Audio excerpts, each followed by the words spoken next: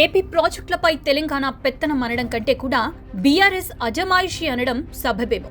గోదావరి, కృష్ణా మిగులు జలాల అనుసంధానమే బనకచెర్ల ప్రాజెక్టు. అయితే ఈ ప్రాజెక్టుని అడ్డుకుని తీరుతామంటూ అటు బీఆర్ఎస్ ఇటు కాంగ్రెస్ రెండు పార్టీలు కూడా ఏపీ ప్రభుత్వంపై ఉమ్మడి పోరుకి సిద్ధమయ్యాయి. అయితే ఏపీ ప్రాజెక్టు నిర్మాణంపై పొరుగు రాష్ట్ర రాజకీయ పార్టీలు అంతలా వ్యతిరేక స్వరం వినిపిస్తున్నా, న్యాయ పోరాటానికి దిగుతాం అంటూ అంతలా హెచ్చరిస్తున్నా వైసీపీ అధినేత వైఎస్ జగన్ కి కనీసం చీమ కుట్టినట్లు కూడా లేకపోవటం ఆశ్చర్యం. అలాగే ఏపీ ప్రయోజనాల కోసం ఎందాకైనా పోరాడడం, ఎవరితో అయినా కొట్లాడతాం అంటూ మీడియా ముందు ఊకదంపుడు ఉపన్యాసాలు ఇచ్చే ఏపీ కాంగ్రెస్ అధ్యక్షురాలు వైఎస్ షర్మిల బనకచెర్ల ప్రాజెక్టుపై కాంగ్రెస్ చేస్తున్న విమర్శలకు బదులు చెప్పలేకపోతున్నారు. బీఆర్ఎస్ చేసే రాజకీయాన్ని ఎదురు ప్రశ్నించలేకపోతున్నారు.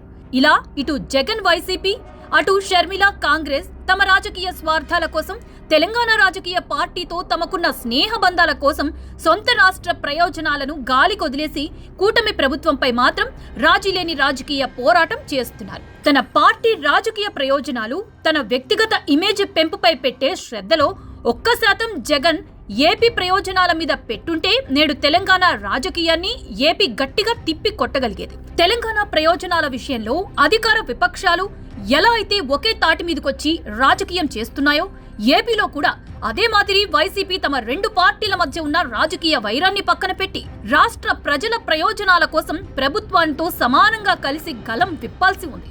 కానీ వైసీపీ, ఆ పార్టీ అధినేత జగన్ కానీ అందుకు సిద్ధంగా లేరు అనే సంకేతాలు ఇస్తున్నారు.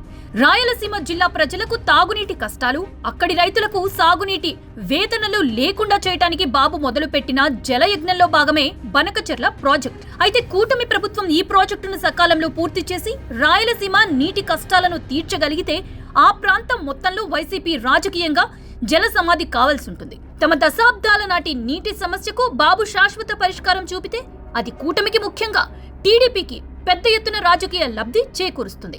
అదే వైసీపీకి మింగుడు పడని అంశం కావడంతో తెలంగాణలోని తన అజ్ఞాత స్నేహితుడు, తన పార్టీ శ్రేయోభిలాషి అయిన బీఆర్ఎస్ తో, ఆ పార్టీ నాయకులతో తెరచాటు రాజకీయానికి వైసీపీ తెరలేపింది అన్న అనుమానాలు వ్యక్తమవుతున్నాయి. నాడు రాష్ట్ర రాజధాని అమరావతి వినాశనానికి కూడా వైసీపీ, బీఆర్ఎస్ కలిసి చేసిన తెరచాటు రాజకీయమే కారణమనేది రాజకీయ వర్గాల్లో పెద్ద ఎత్తున వినిపించిన ఆరోపణ.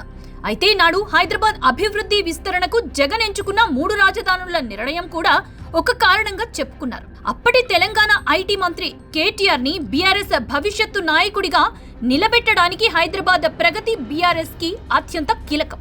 అయితే టీడీపీ హయాంలో సన్ రైజ్ సిటీగా వెలుగొందిన ఏపీ పెట్టుబడులకు మంచి ఆకర్షణీయమైన రాష్ట్రంగా పేరు గడించింది. కానీ వైసీపీ రాకతో, జగన్ నిర్ణయాలతో ఆంధ్ర పొలిమేర తొక్కడానికి కూడా పారిశ్రామికవేత్తలు భయపడిపోయే స్థాయికి చేరుకున్నారు. ఇదంతా కూడా పరోక్షంగా పొరుగున ఉన్న హైదరాబాద్ మహానగరానికి మరింత అనుకూలంగా మారడంతో హైదరాబాద్ విస్తరణకు లైన్ క్లియర్ అయినట్టుగానే మారింది. గత 5 ఏళ్లలో ఏపీకి రావాల్సిన పరిశ్రమలు, ఏపీ నుంచి తరలిపోయిన పరిశ్రమలకు హైదరాబాద్ ఒక స్వర్గధామమైంది. ఇప్పుడు కూడా వైసీపీ, బీఆర్ఎస్లు ఇదే ఫార్ములాతో బనకచెర్ల మీద అనవసర రాజకీయం మొదలు పెట్టారా? అందుకే బీఆర్ఎస్ ఎక్కడా తగ్గేదలా అన్నట్టుగా దూకుడుగా వ్యవహరిస్తుంటే వైసీపీ నాకేం సంబంధం అంటూ ఏమీ పట్టనట్లు వ్యవహరిస్తుంది.